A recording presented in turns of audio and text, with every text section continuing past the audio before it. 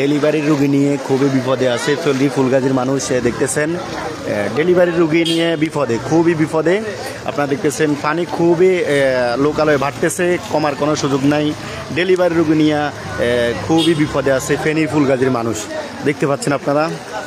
আমি এখন ফুলগাজীতে দাঁড়িয়ে আছি, অনেকগুলো স্বেচ্ছাসেবী টিম আছে, ওরা দেখতেছেন আমাদের কাজ করতেছে। ওরা ডেলিভারি রুগী নিয়ে ওরা খুব বিপদে দেখতেছেন। মানুষ অতি দ্রুত আশ্রয়কেন্দ্রে চলে যাচ্ছে, পানি শুধু বাড়তেছে, কমার কোনো সুযোগ নাই।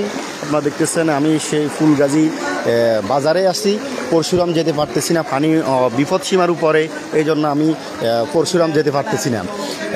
এখন এখন আছে আমি ফুলগাজী বাজারে। আপনারা দেখতেছেন ডেলিভারি রুগী সহ বিভিন্ন ধরনের মানুষ খুবই ক্ষতিগ্রস্তের মধ্যে আছে, খুবই কষ্টের মধ্যে আছে। একই জেলার মধ্যে যদি দুইবার বন্যা হয় তাহলে কেমন ক্ষতিগ্রস্ত হয় সেটা আপনারাই জানেন। বেশিরভাগ ক্ষতিগ্রস্ত বাংলাদেশের সবচাইতে বেশিরভাগ ক্ষতিগ্রস্ত হচ্ছে যে ফেনী জেলা, কারণ একই জেলার মধ্যে দুইবার বন্যা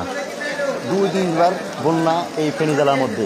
আপনারা দেখতেছেন ডেলিভারি রুগী নিয়েও কষ্ট করতেছে মানুষ, ডেলিভারি রুগী নিয়ে ডাক্তারের কাছে যাইতে পারতেছে না, খুবই কষ্ট করতেছে।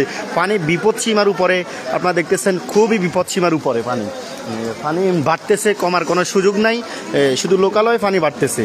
আমি এখন ফুলগাজী বাজারে আছি, পরশুরাম রোডে আছি, পানি খুবই বাড়তেছে। ভাইয়া পানি কমার তো কোনো সুযোগ নাই, ভাইয়া পানির তো কমার সুযোগ নাই, বাড়তেছে। একই জেলার মধ্যে এক বছরের ব্যবধানে দুইবার বন্যা হচ্ছে, তাই না? সম্মানিত দর্শক, আপনারা দেখতেছেন যে একই জেলার মধ্যে একই বছরের মধ্যে দুইবারে বন্যা হচ্ছে। এই জেলার মতো ক্ষতিগ্রস্ত জেলা আর মনে হয় কোনোটা নাই। কারণ দেখতেছেন ডেলিভারি রোগী এবং এটা যে ফুলগাজী বাজারের অবস্থা, প্রায় পানির লোকালীয় অবস্থা, পানি অলরেডি বিপদ সীমার উপরে, পানি কমার কোনো সুযোগ নেই। আপনারা দেখতেছেন প্রায় অনেকটাই বিপদ সীমার উপরে পানি। ভাই এটা ফুলগাজী বাজার অবস্থা, উত্তর বাজার। ডেলিভারি রোগী নিয়েও যাইতে খুব কষ্ট হচ্ছে।